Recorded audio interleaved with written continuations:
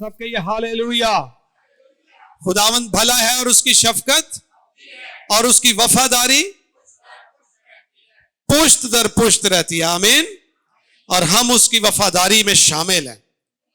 वो हमसे भी वफादार है, और जब हमसे वफादार है तो पुश्त दर पुश्त नस्लों तक उसकी वफादारी कायम रहेगी। आमीन। हम आज सीखेंगे how to make life changing decisions. जो हमारी जिंदगी के अहम तरीन फैसला जात हैं, उन्हें किस तरह किया जाए। बहुत सारे लोग अपनी जिंदगी में फैसला करने में कंफ्यूज होते हैं। बच्चों को कौन से स्कूल एडमिट कराना है, हम कंफ्यूज होते हैं। खवातीन तो मार्केट में अक्सर ही कंफ्यूज होती कि कौन सा ड्रेस खरीदना है। मर्द जो होते हैं, ये अगर कभी गलती से सब्जी लेने चले जाएं तो वहां सब्जियां देख के कंफ्यूज हो जाते हैं। मुझ जैसे को समझ नहीं आती कि लेना क्या है। बहुत सारे लोग जॉब में कंफ्यूज होते हैं। बहुत सारे लोग अपने बच्चों के रिश्ते के लिए कंफ्यूज होते हैं। जब बहुत सारे रिश्ते देख लेते हैं तो समझ नहीं आती उन करवाना किधर करिए, कंफ्यूज होते हैं। डिसीजन जो करना है ये बाज़ औक़ात ईमानदारों के लिए भी बड़ा मुश्किल हो जाता है।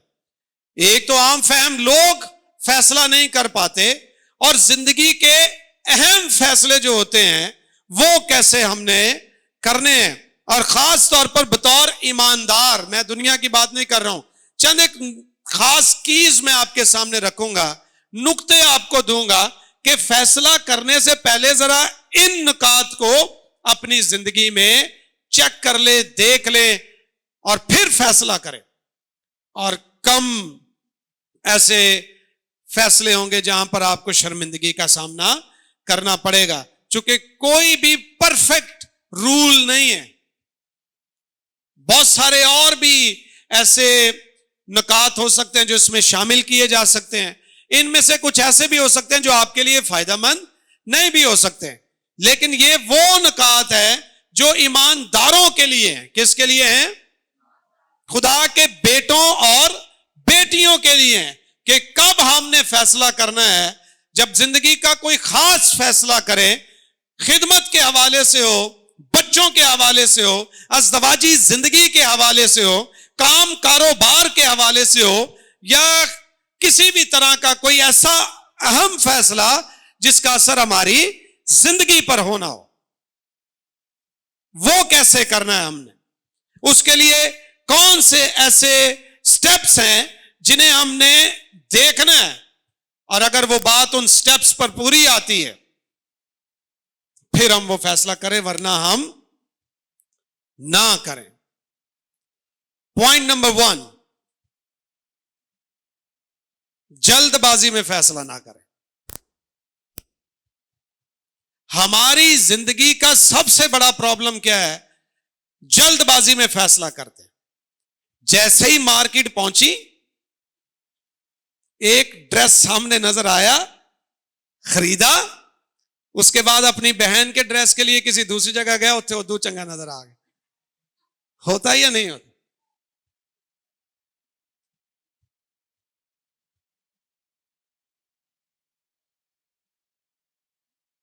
जल्दी फैसला कर लिया, काश वो वाला ड्रेस ना लिया। जल्द फैसला करते हैं।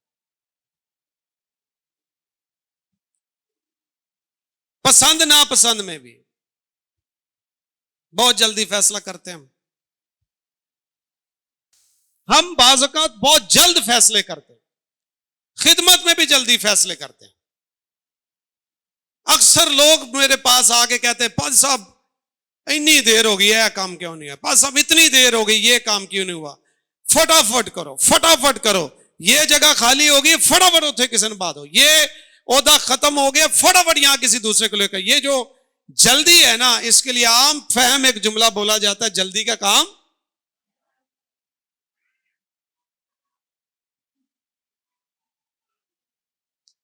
बाइबल में तो यहां तक लिखा है, हाथ रखने में जल्दबाजी ना करो। हाथ रखने में जल्दबाजी ना करो। तो अपनी जिंदगी के जो अहम तरीन फैसले हैं शबान, वो जल्दबाजी में हमने नहीं करने हैं। आप जो भी अपनी जिंदगी का फैसला लेने वाले हैं, जल्दबाजी नहीं कीजिएगा। इसका मतलब यह नहीं है कि सारी जिंदगी इंतजार करते रहो और वक्त गुजर जाए, पर आपने खुदा, जब अगली नुक्ते आप देखेंगे आपको समझ आ जाएगी। पर पहली चीज, जल्दबाजी ना करें। यशायाह की किताब उसका 40वां बाब, मैं आपको बाइबल से हवाले देकर बताऊंगा, ठीक है। यशायाह की किताब उसका 40वां बाब 31वीं आयत में लिखा है, लेकिन खुदावंद का इंतजार करने वाले, कौन? खुदावंद का इंतजार करने वाले असरे नौ जोर हासिल करेंगे। वो उकाबों की मानिद बालों पर से उड़ेंगे, वो दौड़ेंगे और ना थकेंगे, वो चलेंगे और मांदा, वो उड़ेंगे। कौन? खुदावंद का। असी समझने हैं कि अगर आज ना फैसला किया तो सारी जिंदगी उड़ ही नहीं पाएंगे, यानी वो वक्त हमारे हाथ से निकल जाएगा। आप तरक्की करेंगे, आप बढ़ेंगे, आप सरफराज होंगे, लेकिन take your time to make decisions. फैसले करने के लिए वक्त लें, सोचें, सोच समझ कर फैसला करें, जल्दबाजी ना करें। क्योंकि कलाम भी हमें यही कहता है, खुदावंद का इंतजार करने वाले जो हैं वो जोर भी पाएंगे, उकाबों की मानिद उड़ेंगे भी। आमीन। अगर आपकी थोड़ी बहुत उम्र हो गई है, रिश्ता नहीं हुआ, तो जल्दी करके नहीं, चलो कुछ नहीं लाभदायक, किधर भी कर दो।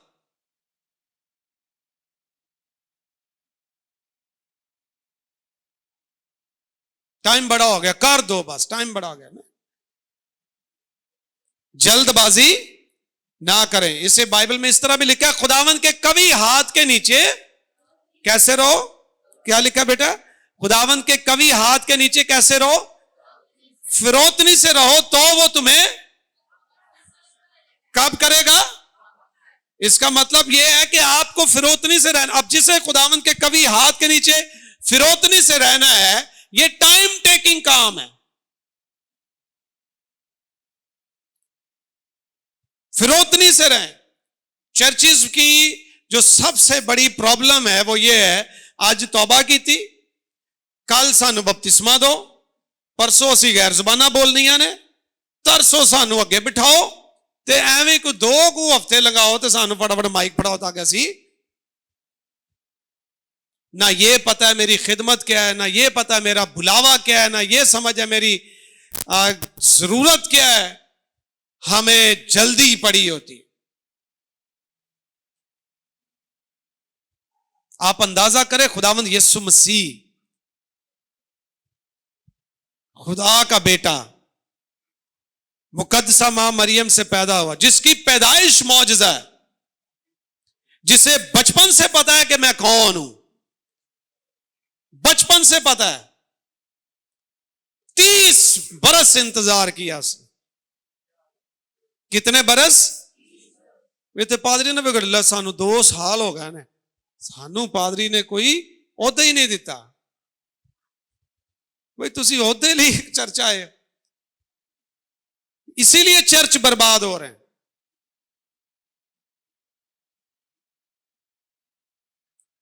खुदावंद के कवि हाथ के नीचे कैसे रहो? वो तुम्हें वक्त पर सर बुलंद करेगा। 30 बरस के बाद जब वो 30 साल का हुआ, तब आसमान से आवाज आई, ये मेरा प्यारा बेटा, इसकी सुनो। और उसने हमेशा यही कहा, मैं अपनी तरफ से कुछ नहीं कहता, जो बाप मुझे कहता है वही मैं कहता हूं।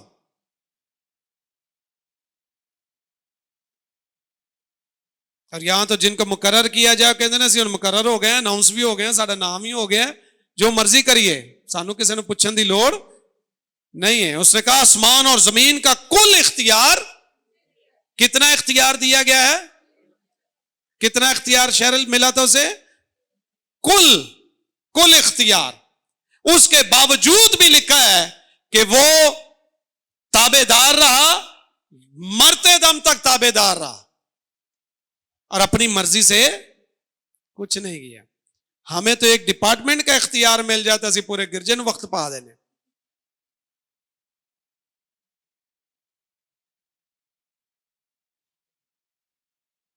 फिरौतनी से रहना और जल्दबाजी ना करें।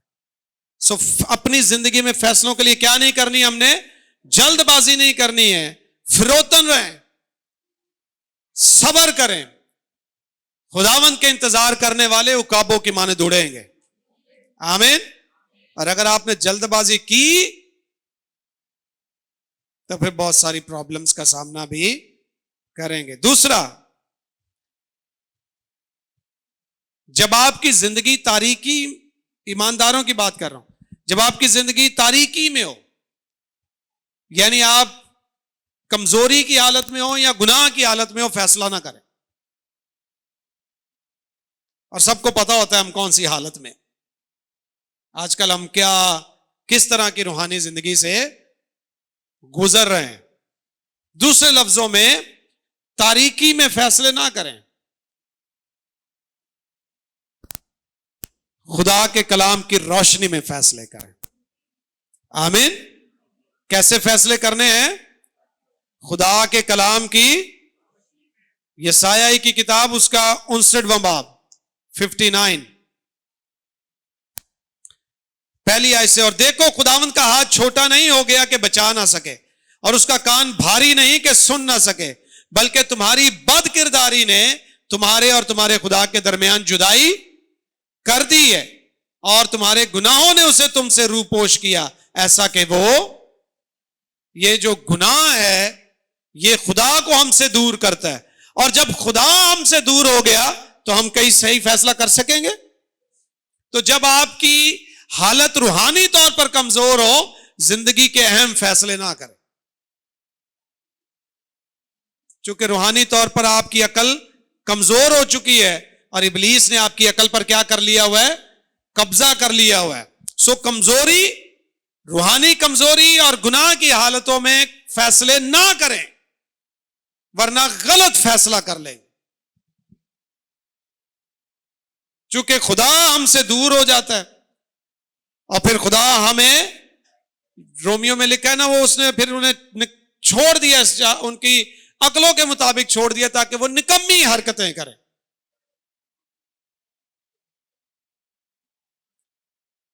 ज़बूर 66 उसकी 18वीं आयत,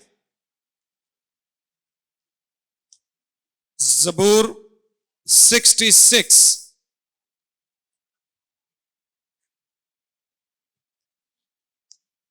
अगर मैं बदी को अपने दिल में रखता तो खुदावंद मेरी ना सुनता। हम फैसले जब भी करें तो अपनी जिंदगी को तारीकी से निकालें और रोशनी में लेकर आए, गुनाह से निकालें और रास्ते में लेकर आए, फिर जिंदगी के अहम फैसले करें।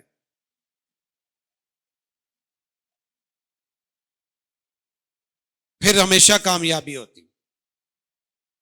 हम बाज़ औक़ात गुनाह की हालत में जिंदगी के अहम फैसले कर देते हैं और फिर नुकसान उठाते हैं। जल्दबाजी ना करें, तारीकी यानी गुनाह की हालत में फैसले ना करें। खुदा के कलाम की रोशनी में जब आप चल रहे हो फिर फैसला आपने करना है। तीसरी बात,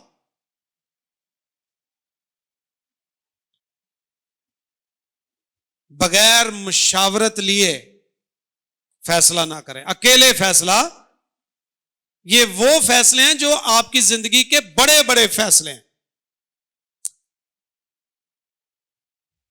मैं इन फैसलों की बात नहीं कर रहा हूं कि घर में आपने रोटी के साथ सादा पानी पीना है या कोका कोला पीनी है।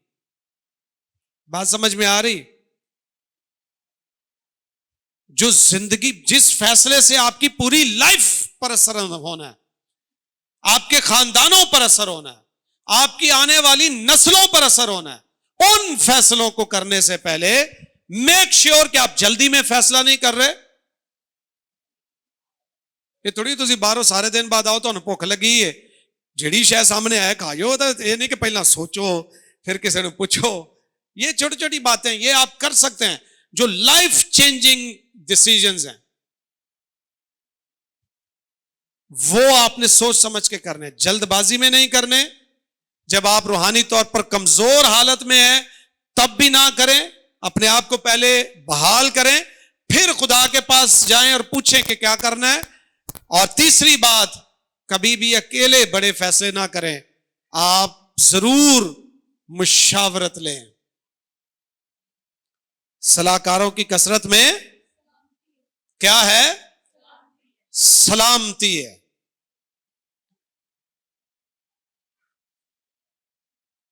ज़बूर 1, पहला ज़बूर। मुबारक है वो आदमी जो शरीरों की सलाह पर नहीं चलता। किसकी सलाह पर नहीं चलता? सलाह जरूर लेनी है, पर किदी नहीं लेनी? शरीर तो अंधा भी सत्यानाश करेगा।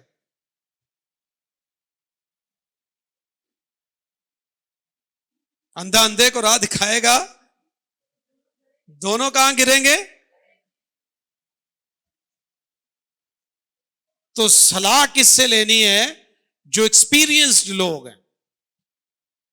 और अगर आप रूहानी जिंदगी में कोई ऐसा फैसला कर रहे हैं, तो फिर जो आपके रूहानी सरबराह हैं, जो आपके रूहानी उस्ताद हैं, जो आपके रूहानी बाप हैं, जो आपके रूहानी पेशवा हैं, उनसे सलाह लें।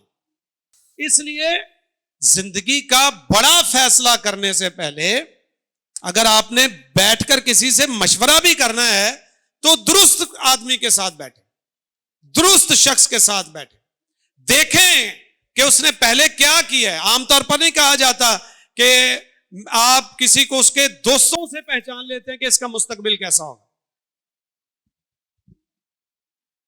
आप जिस तरह के लोगों के साथ उठते बैठते हैं, उसी से पता चल जाएगा कल आपने कहां पर होना है। नशैया ना बोगे तो तुसी भी नशे ही करोगे, खादमा ना बोगे तो खिदमत करोगे, कारोबारी लोग का ना बोगे तो कारोबार का दिलचस्पी आएगी। जिस तरह के गाने बजाने वालों में बैठोगे तो आप गाने बजाने वालों में काम करना शुरू कर दोगे। सारा कुछ वही है। तो जिस तरह के माहौल में आप, वैसे आप हो जाएंगे। इसलिए सलाहकारों की कसरत में सलामती जरूर है, लेकिन हर सलाहकार नहीं। मुबारक है वो जो शरीरों की सलाह पर नहीं चलता है। शरीर भी सलाह देते हैं, और शरीर आंदा तो काम ही है तो सलाह देंदे रहा, मुफ्त सलामा देंदे रहा। रास्त आदमी के पास जाकर आपको सलाह लेनी पड़ेगी। जंगों से पहले पूछने जाते थे बादशाह, नबियों से पूछने जाते थे कि हम क्या करें, मशवरा लेते थे। वो बताते थे जंग करो तो करते थे, वो कहते थे ना करो तो नहीं करते थे, सलाह लेते थे। इसलिए सीक द काउंसिल, अकले कुल ना बने। किसी के पास अकले सलीम नहीं है। मशवरा ले लिया करें, लेकिन किससे? जो शरीर ना हो, जिसकी हिस्ट्री शरारत की हो, तबाही की हो, जुदाई की हो, लड़ाई की हो, और खुद किसी मुकाम पर ना हो। उससे सलाह लेंगे तो वो आपको कैसी सलाह दे? मतलब अगर एक बंदे ਨੂੰ ਸ਼ੂਗਰ है, वो आप ही बदपरहेजी करता, मिठा खांदा रहिंदा, और दूजा शुगर वाला ਨੂੰ पूछेगा थोड़ा खान ना कुछ हुंदा तो नहीं, उन्हें की कहना है? कुछ नहीं हुंदा। मतलब मैं इतनी देर तो खा ही रहा ना। लेकिन जो खुद परहेज कर रहा है, जो परहेज करेगा वो आपको परहेजगारी सिखाएगा, जो बद परहेजी करेगा वो ही सिखाएगा, जो दुआ करता है वो दुआ सिखाएगा, जो माफी देता है वो माफी सिखाएगा, जो रास्त है वो रास्ती सिखाएगा। इसलिए बाइबल में लिखा है मुबारक है वो जो शरीरों की सलाह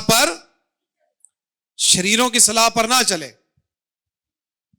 और ठट्ठाबाजों की मजलिस में, खताकारों की राह में खड़ा नहीं होता, ठट्ठाबाजों की मजलिस में। बाइबल में लिखा है ना, जो हाथ पर हाथ मारता है, ये वो है जो ठट्ठा करके हाथ पर हाथ मारता, मजाक उड़ाना एक दूसरे का, ते नाल उन्हां दे बैठ के हंसदे रहना, किसी को रोकना भी नहीं कि बुरी बात। बाइबल में लिखा है जो अपने भाई को पागल कहता है, जो अपने भाई को बेवकूफ कहता है, खुदा उससे खुश नहीं है।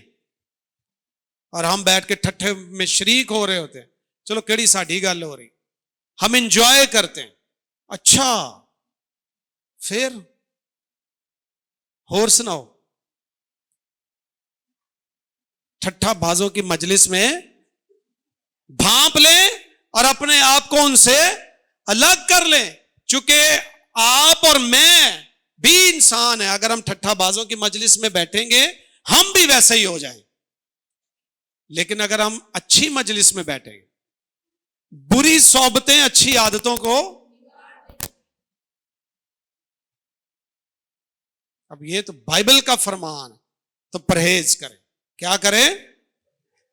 परहेज करें। बगैर सलाह के कोई फैसला ना करें, लेकिन शरीरों के साथ बैठ के सलाह ना करें, वो बर्बादी लाए। ठट्ठा बाजों में शरीक ना हो, बर्बादी आए। कितने नुक्ते हो गए? चौथा नुक्ता, यह बड़ा अहम है। Never make decisions out of negative emotions. जब मनफी जो जज्बात हैं उनकी बुनियाद पर फैसले ना करें। बाज का तुहानू पता गुस्सा आ जाता है, उसके बाद फिर हुण मैं फिर काम करके ही वहां है। नेगेटिव इमोशंस में फैसले ना करें। आमतौर पे कहा जाता है ना, गुस्से च फैसले ना करो। जब गुस्सा आए उदो फैसला ना करो, गुस्से में घर छोड़ के चले जाओ। गुस्से में मैंने एक बार जरमाया, छोटा सा था, इसको मार के घर से बाहर खड़ा कर दिया। वो दिन आज का दिन मैंने कभी बच्चे किसी को कहा ही कुछ नहीं। मैं समझा ये तो बहुत खतरनाक बात, रात का टाइम। फैसला बतौर बाप मैं ऐसा कर सकता हूं? नहीं। लेकिन जब गुस्से में हूं, ये बात मैं इसलिए आपको कह रहा हूं कि हम कामिल नहीं हैं, हमने ये चीजें प्रैक्टिकली सीखी हैं। गुस्से में इसको मारा भी, गेट से बाहर खड़ा कर दिया। दूजिया तो घर तो गल्लां सुनिया, लेकिन गुस्से में जो फैसला था वो गलत। हम ये छोटी सी बात मैं आपको बता के ये कह रहा हूं कि जब हम गुस्से में फैसले करते हैं तो या हम किसी को घर से निकालते हैं या खुद घर से निकल जाते हैं। अपनी जिंदगी का नुकसान। Never make decisions out of negative emotions. खुदकुशी कब होती है? जब आप नेगेटिव इमोशंस का शिकार होते हैं। मां बाप को छोड़ के बच्चे भाग क्यों जाते हैं? नेगेटिव इमोशंस में फैसला होता है। लड़ाई कब हम कर लेते हैं? गुस्से में आ जाते हैं और हाथ उठाना शुरू करते हैं। नेगेटिव इमोशंस में फैसला होता है। आज तो बात ऐसा गिरजे नहीं होना, नेगेटिव इमोशंस में फैसला। जब तेरे ना मेरी दोस्ती खत्म ही, number delete, block. Negative emotions में फैसला। मनफी जज्बात में फैसले जो होते हैं ये नुकसानदेह, ये ना करें। जब आप उदास हो फैसला ना करें। जब आप मायूस हो फैसला, ये नेगेटिव इमोशंस, मनफी जज्बात। उदासी में फैसले ना करें, गलत फैसला कर लेंगे। गुस्से में फैसला ना करें, गलत फैसला हो जाएगा। अफसुर्दगी में, गम में,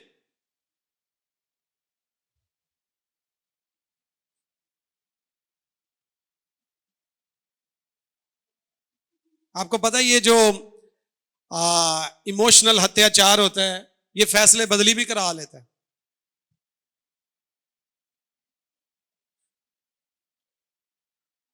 जब हम बाज़-औक़ात काउंसलिंग कर रहे होते हैं, कई बातों में तो लोगों को परेशानी होती है चर्च में कि जी यह वाला इशू क्यों एड्रेस किया। हमने करना है, हमें खड़ा ही इसलिए किया गया। बच्चियां बच्चे आपको पता है कि ये को जब समझाएं थोड़ी देर के लिए समझ जाते हैं कि बेटा मुंडा तेरे लिए सही नहीं है, कुड़ी तेरे लिए सही नहीं है, गलत है। बाद में फिर वो एमओजीज आती हैं, रोते हुए की फोटोएं आती हैं और दुखी शेर आते हैं। वो इमोशनल अत्याचार होता है। और उस नेगेटिव इमोशंस में लड़का या लड़की जो है फिर गलत फैसला कर लेते हैं कि चलो खैर। नेगेटिव इमोशंस, मनफी जज्बात जो होते हैं, ये आपके फैसले बदली करा देते हैं। यहां तक कि अपने आप को आग लगा दे। खवातीन जो अपनी ब्यूटी से इतना प्यार करती है, खुद आग ला लेती है। क्यों? नेगेटिव इमोशंस का शिकार हो जाती और फिर फैसला कर लेती है। ये जिंदगी का बड़ा फैसला है ना, अपनी जिंदगी खत्म करने लगी हूं। तो उदासी में, दुख में, मायूसी में, गुस्से में, नफरत में, किसी भी तरह के जो नेगेटिव इमोशंस है, आप खुद फैसला कर ले क्या क्या है, उस दौरान फैसला ना करें। दूसरा तिमोथियस पहला बाब 7वीं आयत, क्योंकि खुदा ने हमें दहशत की रूह नहीं बल्कि कुदरत और मोहब्बत और तरबियत की रूह दी है। God has not given you the spirit of fear. खुदा ने आपको खौफ और दहशत की रूह नहीं दी है,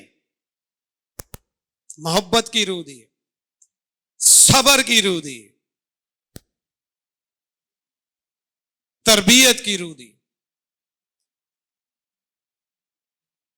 जल्दी से आगे बढ़ेंगे, टाइम थोड़ा कम रह गया। कितने हो गए पॉइंट? 4। शाबाश। 5वां नुक्ता है, इत्मीनान की हालत में फैसले करें। When you are in peace, total peace। अच्छा, पीस से मुराद ये नहीं है कि आपने दरवाजा बंद कर दिया है, लाइट बंद कर दी है, कोई आवाज नहीं आ रही और आप ऐसे बैठे, ये पीस है। ये वाला पीस नहीं, इनर पीस। लाइट बंद करके अकेले कमरे में, तो नेगेटिव इमोशंस में आप अगर हैं, मनफी जज्बात में है, तो आप गलत फैसले करेंगे। बाइबल जिस इत्मीनान की बात करती है वो दिल का इत्मीनान। कौन सा इत्मीनान? दिल का इत्मीनान। जब आपके इर्द गिर्द जो मर्जी होता हो, यू आर इन पीस।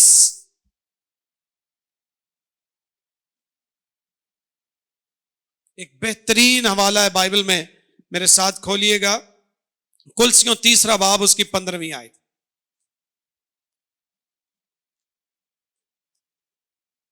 कुलसियों 3 बाब उसकी 15वीं आयत। और मसीह का इत्मीनान। कौन सा इत्मीनान? सब कहिए हालेलुया। बुलंद आवाज से कहें, मसीह का इत्मीनान। आमीन। कुलसियों 3 बाब 15वीं आयत। और मसीह का इत्मीनान, जिसके लिए तुम एक बदन होकर बुलाए भी गए हो, तुम्हारे दिलों पर हुकूमत करे।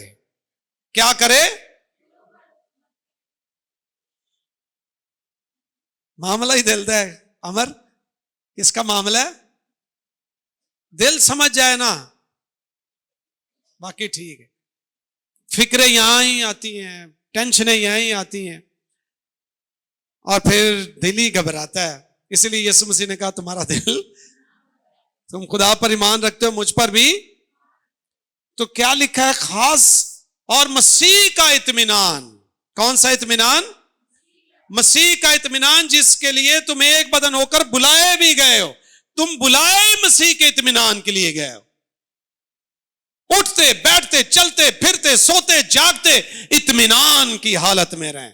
नहीं, छोटी छोटी गल तो वक्त ही पे आ गया, अच्छा थोड़ा इत्मीनान में रहे। मसीह का इत्मीनान तुम्हारे दिलों पर हुकूमत करे। आमीन। किस पर हुकूमत करे? एक ही चीज है जो मुकद्दसों के दिलों पर हुक्मरानी करनी चाहिए, और वो मसीह का इत्मीनान है। हमारे दिलों पर खौफ हुकूमत करता है, डर हुकूमत, शक, गिले शिकवे, पता नहीं कौन कौन सी चीज है। इस दिल से अच्छी चीजें भी निकलती हैं, बुरी चीजें भी निकलती हैं, लेकिन जब मसीह का इत्मीनान दिल पर हुक्मरानी करेगा, आप गलत फैसले नहीं करेंगे। मुतमईन लोग सही फैसले करते हैं। अगर मैं गुस्से में फैसले करता तो आप में से बहुत सारे लोग यहां दिखाई ना देते, किसी और चर्च बैठे होते, या आप गुस्से से फैसला करते तो आप मुझे शायद बर्दाश्त ना करते और किसी और चर्च बैठे होते। लेकिन जब हम इत्मीनान से फैसले करते हैं, और इत्मीनान भी कौन सा? मसीह का इत्मीनान।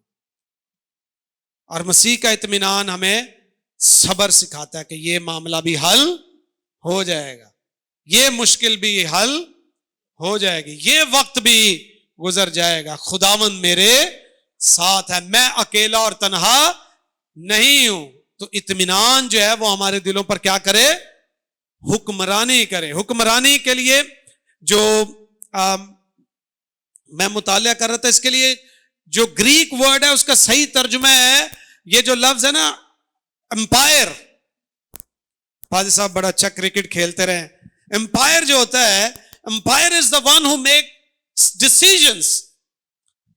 क्रिकेट का एम्पायर जो होता है वो फैसला करता है आउट है या नहीं है। Umpire is decision maker. तो लिखा है कि खुदा का इत्मीनान तुम्हारे दिलों पर एम्पायर की सी हालत रखे, यानी वो हां कहे तो हां है, वो ना कहे तो ना है, वो आउट कहे तो आउट है, वो 6 कहे तो 6 है, 4 कहे तो 4 है। तो खुदावंद का इत्मीनान जो है वो आपके दिलों पर हुक्मरानी करे।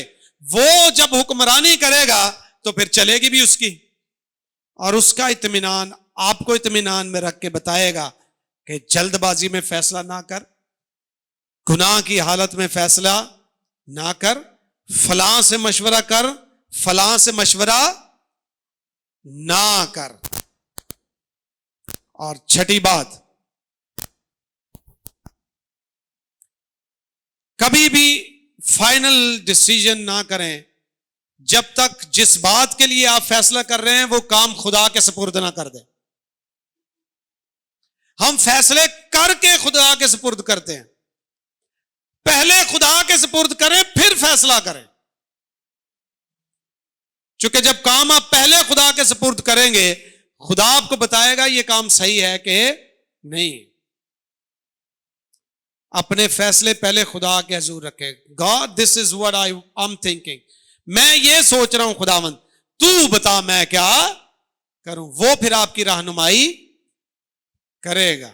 बाइबल में लिखा है, मिसाल की किताब 16वें बाब की 3री आयत में, अपने बल्कि इसको पढ़ ही लेते हैं, मिसाल 16वां बाब 3री आयत,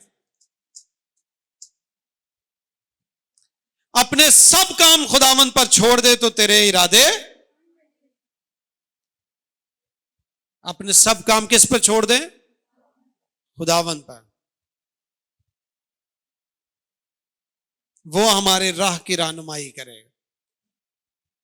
तेरा कलाम मेरे कदमों के लिए, तो फिर उसका कलाम बताएगा जो कदमों के लिए चिराग है, यानी हम किसी मंजिल की तरफ जाना चाहते हैं, हम कहीं पहुंचना चाहते हैं।